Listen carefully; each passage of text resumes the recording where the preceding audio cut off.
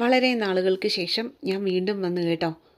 എൻ്റെ കല്യാണവും തിരക്കുകളും എല്ലാം കഴിഞ്ഞ ദിവസമാണ് കഴിഞ്ഞത്. ഞാൻ നേരത്തെ പറഞ്ഞതുപോലെ അതുകൊണ്ട് മാത്രമാണ് സ്റ്റോറി ഞാൻ ഇടാഞ്ഞത്. അപ്പം സമയം കളയാതെ സ്റ്റോറിയിലേക്ക് പോകാം. ദേവരാഗം, രചനാ സംഭാഷണം മൈഥിലി മിത്ര, ഭാഗം 78. മഹാദേവിൻ്റെയും വൈശാഖിയുടെയും കല്യാണം പ്രമാണിച്ച് ഒരു ചെറിയ സദ്യ തന്നെ ലക്ഷ്മിയും പത്മാവതിയും കൂടി വീട്ടിലൊരുക്കിയിരുന്നു. പരിപ്പും സാമ്പാറും തോരനും അവിയലും കൂട്ടുകറിയും കാളനും മധുരക്കറിയും പുളിശ്ശേരിയും അച്ചാറും ഇഞ്ചിക്കറിയും ഒക്കെ അടങ്ങിയ ആ സദ്യയിൽ പരിപ്പ് പ്രഥമൻ മാത്രം ബാലുവിൻ്റെ വകയായിരുന്നു. ഇരിക്കുമോളെ. വിഷ്ണുവിൻ്റെ കൂടെ ഡൈനിങ് റൂമിലേക്ക് വന്ന വൈശാഖിയെ പത്മാവതി മഹാദേവൻ ഇരിക്കുന്നതിൻ്റെ അരികിലായി കിടന്നൊരു കസേരയിലാണ് ഇരുത്തിയത്. പെണ്ണൊരുത്തി മുഖം കുനിച്ചാണ് ഇരുന്നത്. കാരണം അടുത്തിരിക്കുന്നവൻ്റെ സാമീപ്യം തന്നെ. ഇന്ന് വെളുപ്പിനെ വരെ തനിക്ക് വെറും ഒരു അധ്യാപകനായിരുന്നവൻ ഇപ്പോൾ തൻ്റെ ഭർത്താവാണ്. അതും തൻ്റെ പ്രണയം.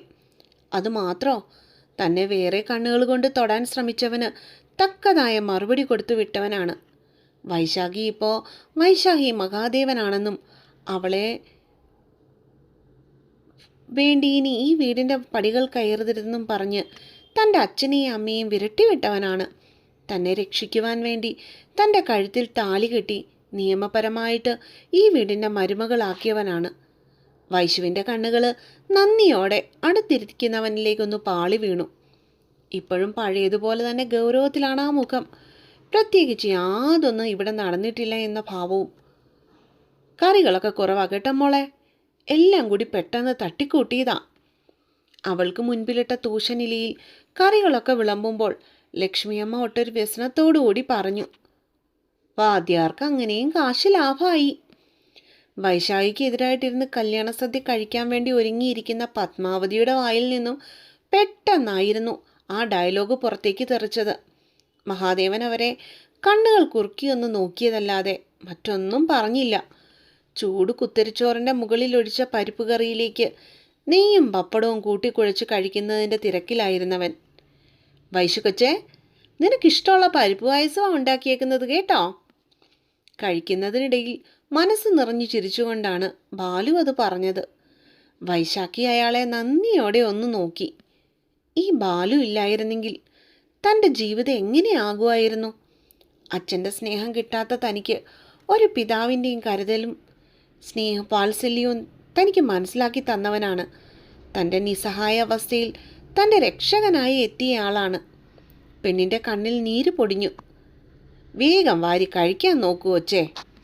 വൈശാഖിയുടെ കണ്ണിൽ പടർന്ന ചുവപ്പ് കണ്ടതും ഭാസ്കരൻ അവളെ വഴക്കു പറഞ്ഞു. അവളൊരു ചിരിയോടെ ചോറ് വാരി കഴിക്കുവാനായി തുടങ്ങി. അതെ, എനിക്കൊരു കാര്യം പറയാനുണ്ട്. കാര്യം ഇവരുടെ കല്യാണം ഇങ്ങനെയൊക്കെ പെട്ടെന്ന് അങ്ങ് നടന്നുപോയി. നമ്മുടെ ബന്ധുക്കൾക്കും നാട്ടുകാർക്കും ഒന്നും ഇക്കാര്യം അറിയത്തുമില്ല. എന്തിനു കൂടുതൽ പറയണം, ബാലേട്ടൻ്റെ ഒരേ ഒരു പെങ്ങളായ വസുന്ധര ചേച്ചിക്ക് പോലും ഇക്കാര്യം അറിയത്തില്ല. അതുകൊണ്ട് ഇവരുടെ റിസപ്ഷൻ എത്രയും പെട്ടെന്ന് നാട്ടുകാരെയും വീട്ടുകാരെയും ഒക്കെ വിളിച്ച് അങ്ങ് നടത്തിയാലോ ബാലേട്ടാ. മഹാദേവൻ്റെ ഇലയിൽ കുറച്ച് സാമ്പാർ വിളമ്പുന്നതിനിടയിലാണ് ലക്ഷ്മി അക്കാര്യം ചോദിച്ചത്.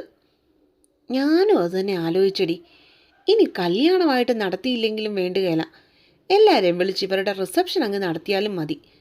അത് പോരേടാ പാകരാ. മരുമോൾക്ക് പിന്തുണയുമായി അപ്പോഴേക്കും പത്മാവതി എത്തിയിരുന്നു. എനിക്കും ആഗ്രഹമുണ്ട്. എന്താ ദേവ, നിനക്കും സമ്മതമല്ലേ? ബാലു മകനോട് വെറുതെയെങ്കിലും അഭിപ്രായം ചോദിച്ചു. അതിൻ്റെയൊക്കെ ആവശ്യമുണ്ടോ അച്ഛേ? നാട്ടുകാരും വീട്ടുകാരും അറിഞ്ഞില്ലെങ്കിലും ആരെങ്കിലും ഒക്കെ പറഞ്ഞും കേട്ട് അവരങ്ങ് അറിഞ്ഞോളും. അതിപ്പോൾ റിസപ്ഷൻ നടത്തി വിളംബരം ചെയ്യേണ്ടതിൻ്റെ ആവശ്യവും ഇല്ല. എല്ലാവരും വിചാരിച്ചതുപോലെ തന്നെയായിരുന്നു മഹാദേവൻ്റെ മറുപടി. അത് കേട്ടതും പത്മാവതിയുടെയും ലക്ഷ്മിയുടെയും മുഖം ചുളിഞ്ഞുവെങ്കിലും വൈശാഖിയുടെയും ബാലുവിൻ്റെയും വിഷ്ണുവിൻ്റെയും മുഖത്ത് അപ്പോഴും ചിരിയായിരുന്നു. അവരത് പ്രതീക്ഷിച്ചിരുന്നു എന്നതാണ് സത്യം. അങ്ങനല്ല ദേവാ, നാട്ടുകാരും അയലക്കാരും ഒക്കെ നമ്മളെപ്പറ്റി എന്ത് കരുതും? ഒന്നുമില്ലേലും നിന്റെ അപ്പച്ചി എന്ത് വിചാരിക്കും? ലക്ഷ്മി വീണ്ടും അവനോട് പറഞ്ഞു നോക്കി. ഈ നാട്ടുകാർ എന്ത് വിചാരിച്ചാലും നമുക്കെന്താണമ്മേ? അവരാണോ നമുക്കിവിടെ ചെലവിന് തരുന്നേ? നമ്മളില്ലാത്ത പൈസ ചെലവാക്കി റിസപ്ഷൻ നടത്തും. എന്നിട്ടെന്താ നടക്കുന്നതെന്ന് ഞാൻ പറഞ്ഞിട്ട് വേണോ നിങ്ങളറിയാൻ? ഈ വരുന്ന ബന്ധുക്കളും നാട്ടുകാരും നമ്മൾ കൊടുക്കുന്നതൊക്കെ മൂക്കുമുട്ട തിന്നിട്ട് ഉപ്പില്ലായിരുന്നു, മുളകില്ലായിരുന്നു എന്നൊക്കെ മാറി എന്ന് കുറ്റം പറഞ്ഞിട്ട് അങ്ങ് പോകും. അതല്ലാതെ വേറെ വല്ലതും നടക്കുമോ? ഇല്ല. ഇനിയിപ്പോൾ അത് പോട്ടെന്നങ്ങ് വെക്കാം. ചടങ്ങിന് വരുന്ന ഏഷണിക്കൂട്ടങ്ങളെ വൈശാഖിയുടെ ആധാർ കാർഡും റേഷൻ കാർഡും വരെ തപ്പിയെടുക്കും. എന്നിട്ട് അവർക്കിഷ്ടമുള്ള കഥകളുണ്ടാക്കി ഇവളെപ്പറ്റി ഇത് പരദൂഷണം പറയും. നമ്മുടെ കുറ്റം വല്ലവരെയും കൊണ്ട് പറയിപ്പിക്കാൻ നമ്മളെന്തിനാ വെറുതെ കാശ് ചെലവാക്കി അവർക്ക് തിന്നാൻ കൊടുക്കണേ? ഒരൊറ്റ ശ്വാസത്തിൽ ഇത്രയും പറഞ്ഞിട്ട് ഇലയിൽ വിളമ്പിയ പായസത്തിൽ ചെറുപഴം ഉടച്ചു ചേർത്തു മഹാദേവൻ. ഇനി ഒന്നും ചോദിക്കുവാനോ പറയുവാനോ ഇല്ലാത്തതുപോലെ പത്മാവതിയും ലക്ഷ്മിയും തലയിൽ കൈവച്ച് നിന്നുപോയി. ഇതൊക്കെ ഇങ്ങനെയൊക്കെ വരൂ എന്ന രീതിയിൽ ബാലുവും വിഷ്ണുവും ഇലയിലുള്ള അവസാന ഉരുളയെ ഉരുട്ടി തിന്നുന്നതിൻ്റെ തിരക്കിലായിരുന്നു. അതേസമയം മഹാദേവൻ പറഞ്ഞ ഓരോ വാക്കുകളിലും എന്തൊക്കെയോ സത്യങ്ങൾ ഒളിഞ്ഞു കിടപ്പുണ്ടെന്നുള്ള കണ്ടെത്തലിലായിരുന്നു വൈശാഖി. രാത്രി അത്താഴം കഴിഞ്ഞതും പതിവ് പോലെ തന്നെ സ്വന്തം മുറിയിലേക്ക് കയറിപ്പോയി വൈശാഖി. അവൾക്ക് എന്ത് ചെയ്യണമെന്നൊരു ഊഹം ഉണ്ടായിരുന്നില്ലപ്പോൾ. ഒരു താലി തൻ്റെ കഴുത്തിൽ കെട്ടി എന്നതിനപ്പുറം രാവിലെ തൊട്ട് ഇപ്പോൾ വരെ മഹാദേവൻ സാറിന് തന്നോടുള്ള മനോഭാവത്തിൽ യാതൊരു വിധത്തിലുള്ള മാറ്റങ്ങളൊന്നുമില്ലെന്ന് വൈശാഖി അതിശയിപ്പിച്ചു. സാറ് തൻ്റെ മുഖത്തേക്ക് പോലും നോക്കുന്നില്ലെന്നുള്ള കാര്യം അവൾ പ്രത്യേകം ശ്രദ്ധിച്ചിരുന്നു. ഇനി ബാലുവിൻ്റെ നിർബന്ധപ്രകാരം എങ്ങാനും സാർ എന്നെ കല്യാണം കഴിച്ചതായിരിക്കുമോ? അത്രയും നേരം ഇല്ലാതിരുന്ന പല സംശയങ്ങളും വൈശാഖിയിൽ അപ്പോൾ തലപൊക്കി തുടങ്ങി. സാറ് തന്നോടുള്ള ഇഷ്ടം കൊണ്ട് വിവാഹം കഴിച്ചതായിരുന്നെങ്കിൽ ഇടയ്ക്കെങ്കിലും എൻ്റെ മുഖത്തോട്ടെങ്കിലും ഒന്ന് നോക്കിയേനെ. ഇതിപ്പോൾ അതുമില്ലല്ലോ. അവൾ പരിഭവിച്ചുകൊണ്ട് കട്ടിലിൽ ചമ്രം പടഞ്ഞിരുന്നു. ഒരിക്കലും ജീവിതത്തിൽ ഒരു കല്യാണം കഴിക്കില്ലെന്നും പറഞ്ഞ് ഒറ്റക്കാലിൽ നിന്ന് സാറ് എന്നെ കെട്ടാമെന്ന് സമ്മതിച്ചപ്പോൾ തന്നെ ഞാൻ ഓർക്കണമായിരുന്നു. ആരുടെയൊക്കെയോ നിർബന്ധിപ്പിക്കലിൽ സാറ് സമ്മതിച്ചു പോയതായിരിക്കുമെന്ന്. അതുപോലും മനസ്സിലാക്കാൻ കഴിയാത്ത മണ്ടിയായിപ്പോയി ഞാൻ. പെണ്ണിൽ സങ്കടം വന്ന് തിങ്ങിയത് ഒരു നിമിഷം കൊണ്ടായിരുന്നു. എത്രയൊക്കെ പറഞ്ഞാലും സാറിനോട് എനിക്ക് നന്ദിയുണ്ട്. സാറിനെ ഒരു ഭാര്യയായിട്ട് കണ്ടില്ലെങ്കിലും എനിക്ക് കുഴപ്പമില്ല. ഈ വീട്ടിൽ താമസിക്കാനുള്ള അനുവാദം ഇങ്ങനെയെങ്കിലും വാങ്ങി തന്നില്ലേ? ഒരച്ഛൻ്റെ അമ്മയുടെയും സ്നേഹം ജീവിതകാലം മുഴുവനും അനുഭവിക്കാനുള്ള സാഹചര്യം ഉണ്ടാക്കി തന്നില്ലേ? ദീപകിൻ്റെ പിടിയിൽ മരിക്കുമ്പോൾ വരെ ജീവിക്കുവാനുള്ള അവസരം ഉണ്ടാക്കി തന്നില്ലേ? ഇതിൽ കൂടുതലൊന്നും ഈ വൈശാഖി ആഗ്രഹിക്കുന്നില്ല. എനിക്കെന്നും എൻ്റെ സാറിനെ ഒന്ന് കണ്ടാൽ മതി, അതുമാത്രം മതി. നിറഞ്ഞ കണ്ണുകൾ അമർത്തി തുടയ്ക്കുമ്പോൾ സമാധാനമായിരുന്നു ആ പെണ്ണിലുണ്ടായിരുന്നത്. ലക്ഷ്മിയേ, വൈശുക്കൊച്ച് എന്തിയേടി? ഹാളിൽ നിന്നും മുത്തശ്ശിയുടെ ഉച്ചത്തിലുള്ള ശബ്ദമാണ് അവളെ ചിന്തകളിൽ നിന്നും പൊടുന്നനെ ഉണർത്തിയത്. മുത്തശ്ശി! അവൾ അപ്പോൾ തന്നെ അവരുടെ വിളി കേട്ട് മുറിയുടെ പുറത്തേക്ക് ഇറങ്ങിച്ചെന്നു. നീ ഇവിടെ കയറിയിരിക്കുവാന്നോ? ഇനിയിപ്പോൾ നിന്റെ മുറി ഇതല്ല, ദേവൻ്റെ കൂടെയാണ് നടക്കിറക്കണ്ടേ.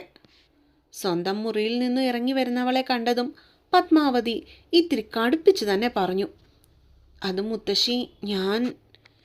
വൈശു എന്തോ പറയാനായി വായ തുറന്നതും പത്മ അവളെ കൈ ഉയർത്തി തടഞ്ഞിരുന്നു. ലക്ഷ്മി, ചടങ്ങുകളൊന്നും നമ്മളായിട്ട് തെറ്റിക്കണ്ട. വിധിപ്രകാരം വൈശു കൊച്ചിപ്പോൾ ദേവൻ്റെ ഭാര്യയാണ്. അവളെ ഒരുക്കി അങ്ങോട്ട് പറഞ്ഞു വിടണം. ഒച്ച കേട്ട് അങ്ങോട്ടേക്ക് എത്തിയ ലക്ഷ്മിക്ക് അപ്പം തന്നെ പത്മാവതി നിർദ്ദേശങ്ങൾ കൊടുത്തു. ഇവളെന്തിനാ എൻ്റെ മുറിയിൽ കിടക്കുന്നേ? അതൊന്നും ശരിയാവില്ല. ഇത്രയും നാൾ എവിടെ കിടന്നോ, ഇനി അവിടെ തന്നെ ഇവ കിടന്നാൽ മതി. പൊടുന്നനെയാണ് മഹാദേവൻ്റെ മുഴക്കമുള്ള ശബ്ദം ഹാളിലാകമാനം മുഴങ്ങിക്കേട്ടത്. അപ്പോൾ അടുത്ത പാട്ടുമായിട്ട് തന്നെ നാളെ ഉറപ്പായിട്ട് വരും കേട്ടോ. ഇനി പാട്ടുകളെല്ലാം ഞാൻ മുടങ്ങാതെ തരുന്നതായിരിക്കും. കമൻറ്റ് ബോക്സിൽ എന്നെ വഴക്ക് പറഞ്ഞവരൊക്കെ ഒന്ന് മാറ്റി ചിന്തിച്ചോണം കേട്ടോ. തിരക്കായി പോയിട്ടല്ലേ.